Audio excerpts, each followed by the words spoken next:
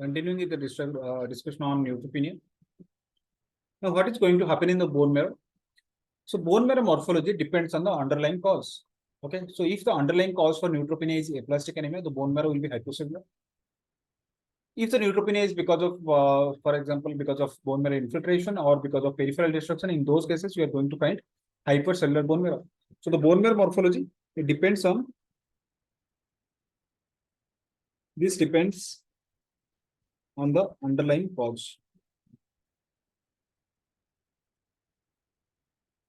Okay, but the most important point you have to remember in neutropenia is you have to always be careful for the life-threatening infections, because neutropenia significantly increase the risk of infections. Okay.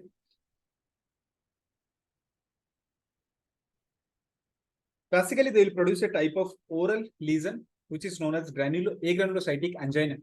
Okay, agranulocytic angina. These are described as ulcerative and necrotic lesions inside the oral cavity. Ulcerative and necrotic lesions inside the oral cavity, which will have a gray to green-black necrotic membrane. Okay, it will have a gray to green-black necrotic membrane. This is known as agranulocytic angina. So many of the patients with severe neutropenia will develop this kind of oral lesions. Okay. Apart from this, they will have infection at unusual sites, unusual site infections. For example, perianal abscess, deep tissue abscesses, okay, and neutropenic enterocolitis. Okay, so they will have infection at unusual sites, and also they will produce invasive infections. They will produce invasive infections, especially the fungal infections. Okay, you must have studied in mycology that Aspergillus and Mucor, they classically produce angio-invasive infections. This neutropenia increases the risk of these invasive fungal infections. Okay, and they can also sometimes produce botryomacosis. In this condition, bacteria will grow in cultures.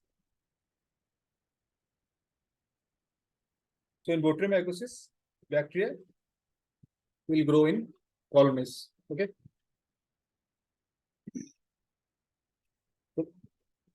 Sorry.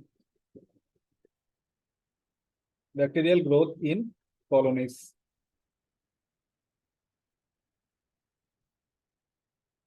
Okay.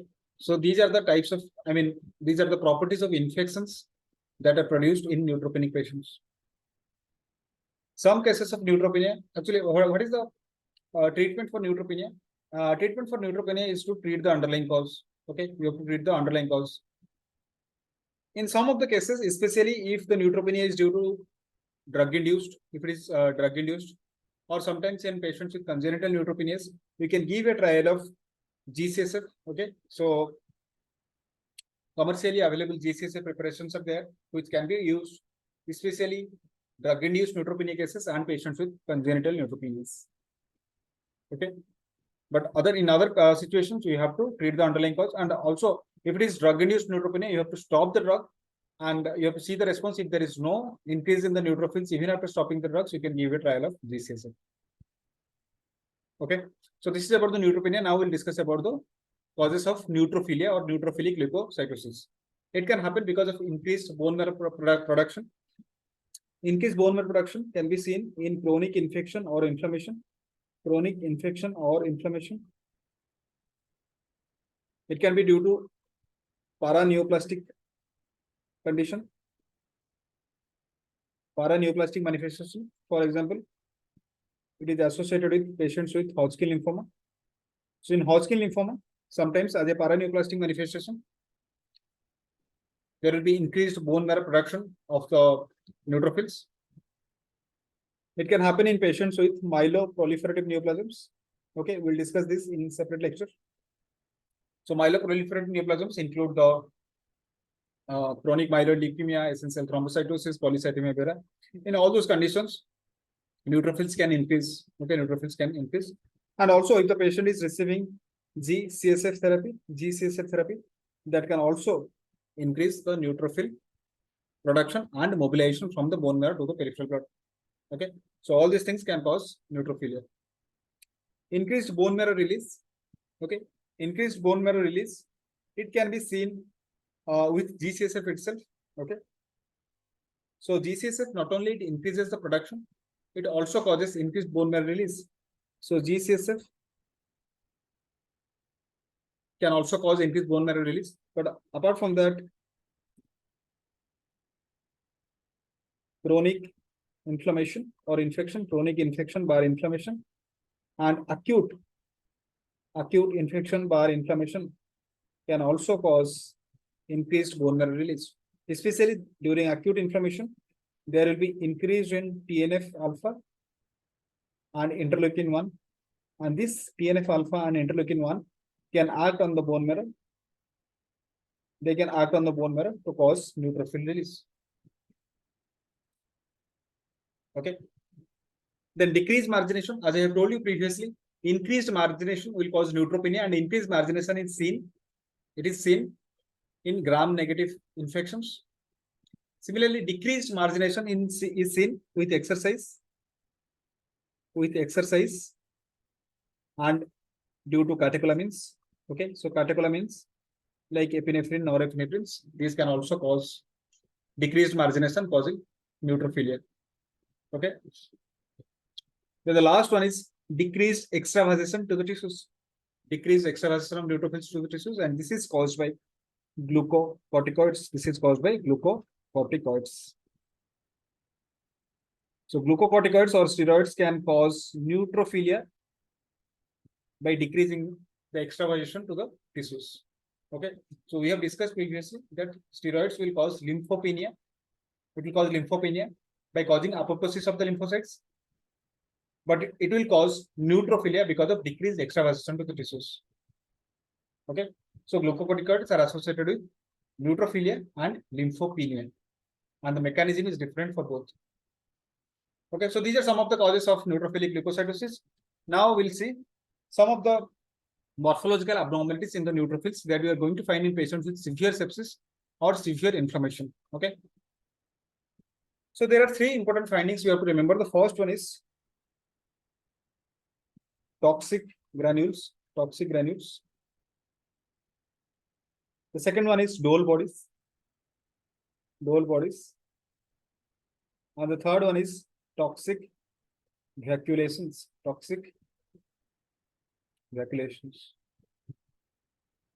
What are toxic granules? Toxic granules are nothing but prominent azurophilic granules. These are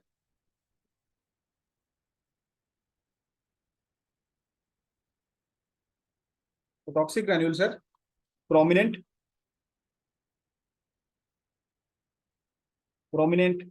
large azurophilic granules. Azurophilic granules means the primary granule. As I have told you previously, neutrophils will have primary granule and secondary granule. Primary granules are otherwise known as azurophilic granules, and primary granules are non-specific. Okay, so toxic granules are nothing but enlarged prominent azurophilic granule. Okay, so this is known as the toxic granule, and you can see it is eosinophilic in nature. The second one is dull body. Dull body is nothing but a dilated endoplasmic reticulum. It's a dilated endoplasmic reticulum. Okay, so during during sepsis and severe inflammation, the neutrophils will try to produce more and more granules. Okay, so as they try to synthesize more and more proteins, they should have increased activity of the endoplasmic reticulum. Okay, so the rough endoplasmic reticulum, it contains the ribosomes that helps in the process of translation, causing protein production. So that is why in this condition, when the neutrophils are active, they have to produce more and more proteins.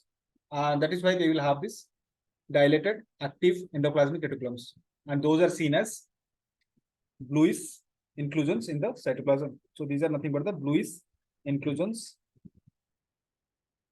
in the cytoplasm. These are the dilated ears, and these are known as the dull bodies. Okay, and this patient can also have toxic vacuolations. Okay. Now we'll see. We'll discuss about one more condition that is known as leukocyte reaction. What is leukocyte reaction? In leukocyte reaction, there will be severe increase in WBC count. severe increase in WBC count. And if you see the peripheral smear, you are going to find a left shift. So what do you understand by left shift? Whenever you find precursors of granulocytes in the peripheral blood, okay, that means whenever you find precursors of the neutrophils in the peripheral blood, that is known as left shift.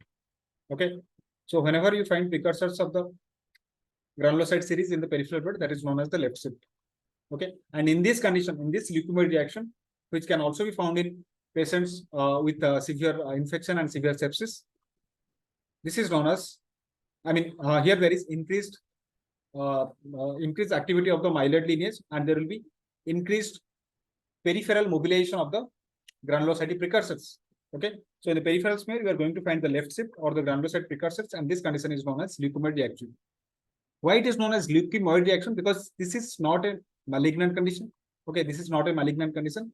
So malignant condition is leukemia. Though it is not a malignant condition, it mimics a malignant condition, because the same clinical picture, the same peripheral smear picture you are going to find in patients with chronic myeloid leukemia. Okay, this is exactly the same peripheral blood picture that we are going to find in patients with chronic myeloid leukemia. Okay, so we'll discuss that in separately. So because they mimic a leukemia, these are known as the leukemia reaction. However, these are not malignant conditions. These are associated with severe infection by sepsis. Okay, sometimes in children, if there is severe increase in atypical lymphocytes, those atypical lymphocytes are mistaken as lymphoblasts. Those are mistaken as lymphoblasts, and sometimes these children are diagnosed with ALL because of this severe increase in atypical lymphocytes.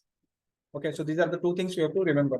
So leukemia reaction, it mimics chronic myeloid leukemia, and sometimes in children with severe increase in atypical lymphocytes can mimic acute lymphoblastic leukemia. Okay, and a question very commonly asked: how will you differentiate leukemia reaction from CML? Okay, so if you are finding very high WBC count and the peripheral smear, we are finding this kind of picture, severe left shift. How will you differentiate leukemia reaction from CML? Okay, we can discuss. We can diagnose the CML by doing BCR-ABL, of course. But what else we can do? There is a test that is known as leukocyte alkaline phosphatase score, lab score. So basically, lab score is classically increased in leukemia reaction, and it is decreased in chronic myeloid leukemia. Okay, so lab score is increased in leukemia reaction. So lab score can be used to differentiate leukemia reaction and CML. Okay, and we have discussed previously that lab score is also reduced in patients with PNH. Okay, so this is about the neutrophilia. Now we'll discuss about the eosinophilic abnormalities. So how you define eosinophilia? Eosinophilia is absolute eosinophil count more than 500 per microliter. What are the causes for eosinophilia? Conditions associated with type 1 hypersensitive reaction, parasite infections, some vasculitis, and there are some other conditions which can cause eosinophilia. So type 1 hypersensitive reactions like bronchial asthma, atopic dermatitis,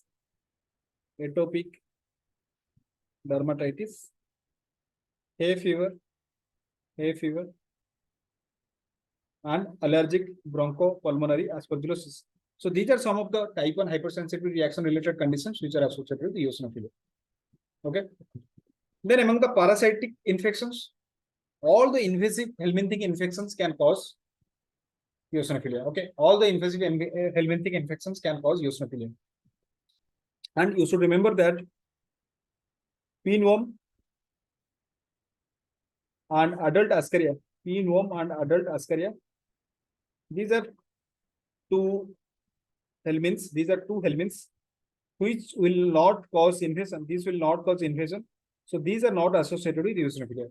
Okay, so these are very important points to remember for the exam point of view. So although in all the helminthic infections can cause eosinophilia except pinworm and adult Ascaria, because they will not cause invasion, they will not cause tissue invasion, so they will not cause eosinophilia. Protozoans are usually not associated with eosinophilia, but only one protozoa is there that is associated with eosinophilia, that is known as Dientamoeba fragilis. Okay, so these are all the unique points that you have to remember about the infectious causes of eosinophilia. Vasculitis like polyarteritis nodosa and Church syndrome. These two are associated with eosinophilia. Okay, we'll discuss these things separately under the vasculitis chapter. So polyarteritis nodosa and Church syndrome are associated with eosinophilia. Other conditions like Job syndrome. So there is a syndrome that is known as Job syndrome. This is actually a qualitative disorder of WBC. So we'll discuss this in a separate lecture when we'll discuss about the qualitative disorders of WBCs. So Job syndrome can be associated with eosinophilia, and some also Addison's disease. Addison's disease is also classically associated with eosinophilia. Addison's disease means here there is decreased glucocorticoids. Okay, so basically glucocorticoids will cause eosinophils to migrate to the tissues. Okay, so for eosinophilic sequestration, this glucocorticoid helps. Glucocorticoid helps in eosinophilic sequestration. Also, glucocorticoid helps in apoptosis of the eosinophils. So if there is decreased glucocorticoids, it can be associated with eosinophilia. Okay, same is the concept for lymphocytes also. Okay, so for lymphocytes we have discussed. For lymphocytes and for eosinophils, if we have enough glucocorticoids, that will cause apoptosis of the cells and it will increase the sequestration of these cells. So whenever there is increased glucocorticoids, that is associated with lymphopenia and eosinopenia. Okay, increased glucocorticoids are associated with lymphopenia and eosinopenia, and reduced glucocorticoids are associated with lymphocytosis and eosinophilia. Okay, the opposite is always true. So Cushing's disease or any condition with increased glucocorticoids, these are associated with decreased eosinophil count. Okay, and we have discussed that the opposite phenomenon happens for neutrophils. Okay, so increased glucocorticoids will cause neutrophilia, but lymphopenia and eosinopenia. Okay, so this is something you have to remember. Whenever there is increased glucocorticoids, that will increase the neutrophils, but it will reduce the lymphocytes and eosinophils, because it will cause increased apoptosis of lymphocytes and eosinophils, and also it will cause increased sequestration. Okay, so if this is clear, now we'll discuss a little bit about the monocytosis. So monocytosis means absolute monocyte count more than 800 per microliter. Again, this number is not very important. Monocytosis is usually associated with chronic inflammations. Chronic inflammations like in patients with tuberculosis, like subacute bacterial endocarditis. These can be associated with monocytosis. Autoimmune conditions like rheumatoid arthritis can cause monocytosis. Malignancies like lymphomas, certain carcinomas, and blood malignancies like juvenile myelomonocytic leukemia or chronic myelomonocytic leukemia. All these things can be associated with monocytosis. Okay. Quantitative monocyte problems are not very important. Similarly, quantitative basophilic problems are not very important. Important ones we have already discussed. This is just for the sake of completion. Monocytopenia, again, it's very rare, but you have to remember two important conditions which are associated with monocytopenia. The first one is hairy cell leukemia. Hairy cell leukemia. This is classically associated with monocytopenia. We'll discuss in detail about hairy cell leukemia in subsequent lectures. And there is another condition that is known as mono-MAC syndrome. This is associated with GATA2 mutation. It is associated with GATA2 mutation. And in this condition also, there will be monocytopenia. Okay, mono-MAC syndrome means there will be monocytopenia, and also there is increased risk of atypical mycobacterial infections. Okay, atypical mycobacterial infections. Okay, so you have to just remember these two conditions for monocytopenia. The last thing is basophilia. Basophilia, there are very few causes like patients with myeloproliferative neoplasms. Myeloproliferative neoplasms are classically CML. Okay, for all practical purpose, if they give Basophilia in the question, you have to think of CML. Okay, there are other rarer causes for Basophilia there, but in exam, if they ask you about Basophilia, that means they are trying to ask you about the CML. Then sometimes allergic reactions. Allergic reactions can also be associated with Basophilia, and one infection you have to remember, that is varicella. So varicella infection can also be associated with Basophilia. Okay. And Basopenia is absolutely a rare condition because basophil count is only 0 to 1%. So I mean there is virtually no cause for Basopenia. So we are not going to discuss about that. So this is about the quantitative disorders of WBCs. I mean it's full of information, but it's really important to study before going into the further sections. Okay. So that's all about this lecture.